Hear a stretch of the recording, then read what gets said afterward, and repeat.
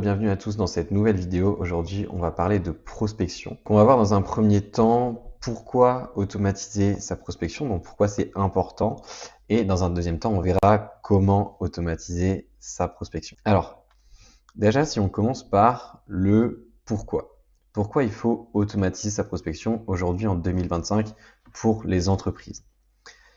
Alors déjà parce que la prospection à l'ancienne, c'est terminé. Aujourd'hui, on n'envoie plus de messages manuellement, donc que ce soit des mails ou des messages LinkedIn, il est hors de question aussi de recenser des prospects à la main dans un tableur Excel et d'envoyer des messages en copier-coller, que ce soit en mail ou en message LinkedIn aussi. La deuxième chose, c'est que la prospection devient de plus en plus froide. Et ça, tout le monde le dit, et je pense que surtout tout le monde le voit au quotidien. On est bombardé sans cesse de mails de prospection ou de messages LinkedIn de prospection. Pour la plupart, beaucoup sont très médiocres. La personnalisation est très très mal faite. Et en fait, ce phénomène nous ferme à la prospection qui vient à nous. Et en fait, pour se démarquer justement de cette prospection qui est mal faite et qui est surtout très importante, et ben, il va falloir innover, il va falloir penser hors du cadre, il va falloir utiliser des nouvelles méthodes de prospection qui vont être beaucoup plus intelligentes, beaucoup plus personnalisées et surtout qui ont du sens. Et plus vous allez vous démarquer, faire un message qui correspond à votre cible et qui va être personnalisé et original, plus vous avez des chances d'obtenir une réponse de votre prospect. Et donc plus vous avez de chances d'obtenir un rendez-vous et donc plus vous avez de chances de générer de l'argent. Donc pour ça, en 2025, il faut absolument passer aux nouvelles méthodes. Alors une des premières méthodes qui n'est pas si jeune que ça, c'est tout ce qui va être automatisation. Alors automatiser sa prospection, ça veut dire beaucoup de choses, mais là on parle surtout d'envoyer des séquences de messages LinkedIn et d'emails automatiquement. Mais comme j'ai dit, l'automatisation, ça date pas d'aujourd'hui. Il y a plein de logiciels très performants qui existent depuis plusieurs années. Mais ce qui a vraiment changé aujourd'hui, c'est la rupture technologique de l'IA. Pourquoi? Parce qu'aujourd'hui, il est possible d'envoyer des messages de prospection hyper personnalisés à l'échelle. Et ce qui est intéressant avec ça, c'est qu'on va pouvoir donner du sens au message de prospection. C'est-à-dire que quand on va envoyer un message en automatique, donc par exemple que ce soit un mail ou un message LinkedIn, on aura tellement enrichi le profil de notre prospect, on aura tellement personnalisé notre message que la personne va systématiquement avoir l'impression qu'on a passé du temps sur son cas, qu'on a pris le temps d'étudier ses besoins et les problématiques qu'elle pouvait rencontrer, et on a tout simplement confectionné un message spécialement pour elle. Et ça, aujourd'hui, c'est possible de le faire à l'échelle et c'est ça qui va nous intéresser. Et enfin, il y a des nouvelles méthodes de prospection avancées qui sont également apparues. Donc ça peut être de la prospection vidéo. Donc par exemple, prospecter avec des vidéos générées à l'échelle personnalisée. Donc ça, c'est des techniques qui marchent très très bien. Et on va aussi avoir tout ce qui est intent prospection, donc c'est-à-dire prospection avec intention d'achat. Donc pour ça, on va identifier des signaux en fait laissés par nos prospects sur les réseaux la plupart du temps, par exemple sur LinkedIn, et puis on va prospecter ces gens en fonction. L'objectif en fait de ces automatisations, de la rupture technologique apportée par l'IA et des techniques de prospection avancées, c'est tout simplement d'arriver à orchestrer ces trois notions et de toucher les bonnes personnes au bon moment avec le bon message et tout ça en automatique. Donc si on résume un petit peu ce que je viens de dire, pourquoi il faut automatiser sa prospection et passer aux nouvelles méthodes de prospection en 2025, c'est déjà pour gagner du temps, beaucoup de temps. Il est hors de question de continuer à faire de la prospection à la main. C'est également pour réduire vos coûts avec moins de capital humain et plus d'outils technologiques. Et aussi, avant tout, on veut augmenter nos résultats, évidemment, générer plus de rendez-vous, plus de ventes et faire décoller notre activité. Il faut également automatiser et passer aux nouvelles technologies, comme je l'ai dit tout à l'heure, pour passer à l'échelle sans perdre en qualité. Mais aussi pour reprendre goût à la prospection. Oui, c'est possible en 2025 d'aimer faire de la prospection, je vous assure. Et si je reprends un petit peu tout ce que j'ai dit, c'est évidemment pour vendre plus avec moins de ressources. Et tout ça, en fait, c'est pas de la magie, c'est totalement faisable. C'est simplement de la technologie associée à de l'IA avec une bonne stratégie et une bonne offre mise en place. Et ça peut vraiment transformer votre business et pour de vrai. Donc voilà, ça c'était un petit peu le pourquoi automatiser sa prospection en 2020. Donc il y a quand même énormément d'arguments, j'espère que vous en avez pris conscience. Maintenant, on va voir en fait comment on peut mettre à profit toutes ces nouvelles technologies pour automatiser ses prospections, envoyer des messages personnalisés à l'échelle et avoir un maximum de résultats. Alors la première étape, c'est la stratégie. Et pour mettre en place une bonne stratégie, on doit se poser un certain nombre de questions. La première, c'est quelle offre? Parce que pour vendre, il faut avoir quelque chose à vendre, il faut avoir une offre, que ce soit un produit. Donc, quelle est la valeur que j'apporte à mes clients avec ce produit? Quelle solution j'apporte à quel problème? Ou alors que ce soit un service. Quelle est la valeur ajoutée de mon service? Qu'est-ce que je fais gagner à mes clients? Quel problème je résous? En fait, comprendre la valeur qu'on apporte, c'est vraiment la base pour mettre en place ce qu'on appelle du coup une offre irrésistible. Donc, j'imagine que c'est une notion que vous avez pas mal entendu ces derniers temps. Et l'objectif, ça va vraiment être, avant même de passer à la prospection, de créer cette offre qui va être irrésistible au vu de nos clients.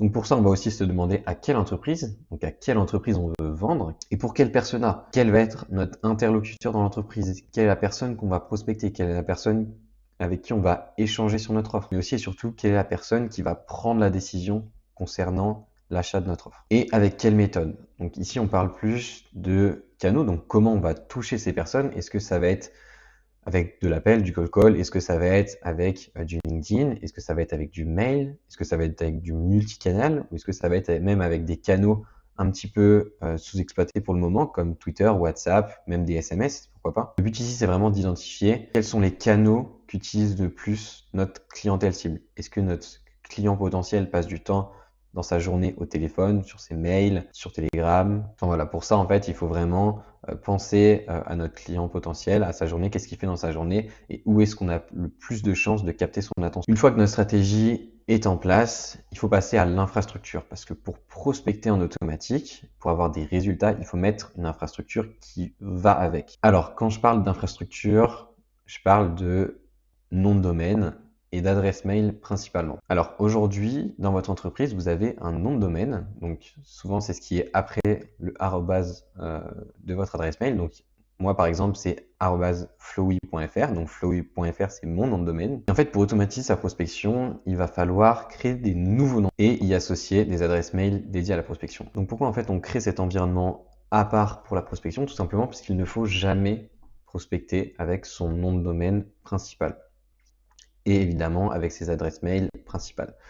Tout simplement parce que quand on va commencer à automatiser notre prospection, quand on va commencer à mettre un petit peu du volume dans l'envoi de nos messages, que ce soit sur LinkedIn ou par email, et bien en fait, tout simplement, Google ou Microsoft peut le remarquer s'il y a une faille dans notre système de prospection. Ça peut être pour des histoires de copywriting ou de volume, par exemple. Il peut se passer en fait en automatisant notre prospection que notre nom de domaine principal et que nos adresses mail se dégradent, donc la réputation de notre infrastructure se dégrade, et ça c'est vraiment catastrophique puisque Google ou Microsoft peut décider ensuite d'envoyer nos messages en spam. En fait, les hébergeurs vont blacklister notre domaine et c'est tout ce qu'on veut éviter parce que nous on veut pas, quand on envoie un email à un client, à un partenaire ou même à un membre de notre équipe, que ça finisse en spam. Et donc c'est pour ça qu'on préserve absolument notre nom de domaine principal et nos adresses mail principales et qu'on vient créer cet environnement à part. Évidemment, avec la création de cet environnement à part, il y a un certain nombre de réglages à faire pour renforcer la crédibilité de ce nouvel environnement qui vient d'être créé puisqu'il est tout nouveau. Ça passe par la mise en place de réglages techniques et aussi le chauffage, donc le warm-up de ces nouvelles adresses mail, où on va venir simuler une activité normale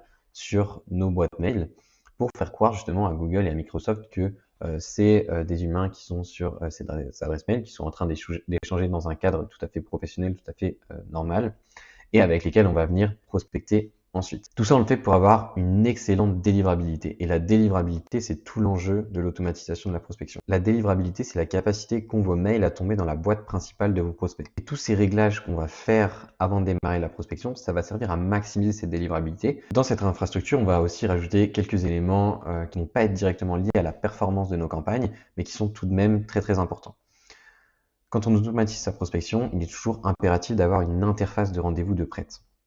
Pourquoi? Parce que quand un prospect va répondre positivement à votre campagne, donc par exemple, oui Tristan, je suis intéressé par tes services, est-ce qu'on peut en discuter prochainement? En fait, quand vous allez recevoir cette réponse de votre prospect, vous pouvez lui dire, écoutez, moi je vous transmets mon calendrier dans lequel vous pouvez prendre directement rendez-vous dans le créneau qui vous arrange. Et ça évite d'avoir des allers-retours en fait de mails concernant les dispos. Oui, non, je peux pas mardi à 15h, plutôt jeudi à 16h, etc. Et du coup, on évite de perdre certains prospects qui peuvent se lasser de ces échanges, de pas trouver un créneau, etc. Donc voilà, même si ça reste une minorité, il faut minimiser en fait l'échange d'informations entre vous et les prospects. Dès qu'ils sont intéressés, hop, rendez-vous. Et ensuite, on prépare le rendez-vous. L'autre chose ultra importante, c'est d'avoir un pipeline de vente et un CRM prêt pour ce genre de système. Je reviendrai tout à l'heure dans le suivi des campagnes. Pour maximiser vos résultats, vous avez besoin d'un pipeline de vente efficace et d'un CRM qui tient la route. C'est capital. Une fois que vous avez tous ces éléments, vous avez normalement une infrastructure qui tient la route et c'est le moment de passer à la création des listes. Une liste, qu'est-ce que c'est? C'est une base de données constituée de clients potentiels avec des informations sur chaque personne. Alors souvent c'est nom, prénom, adresse mail, mais il peut y avoir beaucoup d'autres informations, comme par exemple l'entreprise dans laquelle ils travaillent, leur poste, le nombre d'années qu'ils ont passé à leur poste, le nombre d'années qu'ils ont passé dans l'entreprise, etc. Mais avant de commencer à constituer ces listes, il faut d'abord se poser la question où trouver nos prospects, parce que tous les prospects ne se trouvent pas au même endroit. Par exemple, si la plupart de vos clients se trouvent sur LinkedIn, vous allez plutôt utiliser une base de données comme LinkedIn Sales Navigator pour extraire la première version de vos listes. Mais il se peut que certains prospects ou certaines entreprises ne se trouvent pas sur LinkedIn. Et je pense par exemple aux petits commerces, donc comme les restaurants, les campings, les petits hôtels, etc., qui souvent ne sont pas sur LinkedIn. Et dans ce cas-là, on va passer par des méthodes alternatives de scrapping pour pouvoir construire nos bases. Alors je vais laisser un petit peu cette catégorie de prospects pour le moment et on va se concentrer principalement sur les personnes qui se trouvent sur LinkedIn. Donc une fois qu'on a identifié où se trouver nos prospects, donc par exemple nous ça va être sur LinkedIn, il va falloir se demander comment on va extraire les listes. Parce qu'effectivement, il n'y a pas d'export CSV nativement dans LinkedIn. Donc pour ça, on va devoir commencer à réfléchir déjà à un premier stack d'outils. Donc quels outils on va utiliser pour extraire nos listes, pour constituer nos listes. Une fois qu'on a décidé de nos outils, on va pouvoir donc extraire nos listes. Et là va démarrer une phase de segmentation et de scoring, parce qu'une fois qu'on va extraire nos listes, souvent, bien souvent, elle va être trop large. Et donc il va falloir catégoriser chaque prospect en fonction de son importance. Et on va également segmenter ces mêmes listes pour créer des petits paquets en fait de personnes avec beaucoup de points communs, ce qui va nous permettre de créer des campagnes qui sont ultra personnalisées, ultra poussées et qui vont avoir de bien meilleurs résultats. Ensuite, il faut passer à la phase d'enrichissement et de cleaning. Alors l'enrichissement, ça va d'abord être dans un premier temps trouver les emails de ces personnes pour pouvoir les contacter, puis de vérifier les coordonnées de ces personnes, parce que tous les mails qu'on va trouver ne vont pas être valides. Parfois, les logiciels d'enrichissement vont vous fournir des emails qui sont en fait invalides ou qui sont des catch-all, et tout ça, c'est des emails qu'on veut pas parce qu'il y a énormément de chances que ces emails-là nous retournent quand on envoie un message comme invalide. Et ça, c'est terrible parce que ça détruit la réputation de nos adresses. Donc c'est pour ça que la phase d'enrichissement et de cleaning est très importante. Et ensuite, on va passer à la phase d'enrichissement avancé. Donc là, ça va être avec un outil qui s'appelle clé.com. Et là, on va venir en fait ajouter des variables ultra personnalisées sur nos prospects, faire du scrapping de données pour rédiger par exemple des icebreakers avec de l'IA. On peut aussi rédiger par exemple des PS lines qui vont être personnalisées en fonction de notre prospect. Voilà, on peut rédiger toutes sortes de phrases dans notre email qui vont être ultra personnalisées avec notre prospect. C'est aussi dans cette phase-là qu'on peut par exemple créer des vidéos personnalisées pour chaque prospect à l'échelle. Donc voilà, il y a tout un sorte d'enrichissement avancé qu'il est possible de faire en fonction des personnes que vous contactez. Parce que chaque prospect ne va pas être sensible à la même personnalisation. Une fois qu'on a toutes nos listes qui sont enrichies et propres, c'est maintenant la phase de campagne. Donc on rentre enfin dans le concret, si je puis dire. Donc c'est le moment où on va enfin rentrer dans notre logiciel de prospection. Là, ça va dépendre de si vous voulez faire du multicanal ou uniquement du mail, par exemple. Donc du multicanal, c'est contacter les prospects via mail plus via LinkedIn. Et faire que du mail, c'est évidemment contacter uniquement par mail. Et ça va pas être les mêmes outils qu'on va utiliser. Par exemple, si on veut faire du multicanal, on va utiliser un logiciel qui s'appelle Lemlist, qui va nous permettre de contacter du coup ces personnes par email et par LinkedIn. Et si on veut faire uniquement du mail, et ben on va passer par des outils par exemple comme Instantly ou alors Smartly. Et dans ce logiciel de prospection, il va y avoir un certain nombre de choses à paramétrer pour encore une fois maximiser nos résultats et la délivrabilité de nos campagnes. Mais c'est aussi le moment où on va charger nos listes de prospects et faire le copywriting de nos séquences. Donc le copywriting, c'est tout simplement écrire les messages qu'on va envoyer, donc soit par email, soit par message LinkedIn. Donc à ce copywriting, il y a évidemment tout un tas de règles à respecter, de hacks psychologiques à utiliser. Il y a aussi tout un tas d'autres techniques qui vont nous permettre de varier le contenu de nos emails. Ça va être par exemple la spin tax et les variables A/B test. Donc le copywriting, c'est vraiment un gros morceau des campagnes. Il faut qu'il soit ultra bien pensé, qu'aucun mot ne soit laissé au hasard, que les variables soient bien intégrées, qu'il y ait assez de variations pour maintenir la performance de nos campagnes sur la durée. Une fois que nos campagnes sont paramétrées et sont prêtes à être lancées, il va falloir tout simplement gérer le pipeline de vente. Donc en quoi ça consiste? Tout simplement savoir quoi répondre en fonction de la réponse de nos prospects. Et c'est aussi tout ce qui va être automatisation et lien entre le logiciel de prospection et le pipeline de vente, et ce qui va être connexion entre le pipeline de vente et CRM. En fait, l'idée, c'est d'avoir un flux entièrement automatisé de la réponse positive à l'appel avec le client, où à chaque fois qu'il va y avoir une interaction, la progression et le statut de notre prospect va changer jusqu'à arriver au rendez-vous client et au closing. Et en parlant évidemment de rendez-vous client et de closing, il faut évidemment avoir une préparation adaptée, une stratégie de vente, des connaissances en psychologie et en vente, connaître les objections de vos prospects et savoir les lever, avoir un suivi optimal après le rendez-vous client, et ça va également concerner tout ce qui est automatisation du suivi client. Donc ça, c'est un petit peu toutes les étapes à suivre de A à Z, entre guillemets, si on veut automatiser sa prospection de la manière la plus efficace possible pour avoir des performances qui sont optimales. Donc on a vu pourquoi il fallait automatiser sa prospection, quelles étaient les raisons en 2025 de passer à de la prospection en utilisant des technologies très avancées. On a vu également dans les grandes lignes comment le faire. Donc maintenant, il est temps de passer aux formations.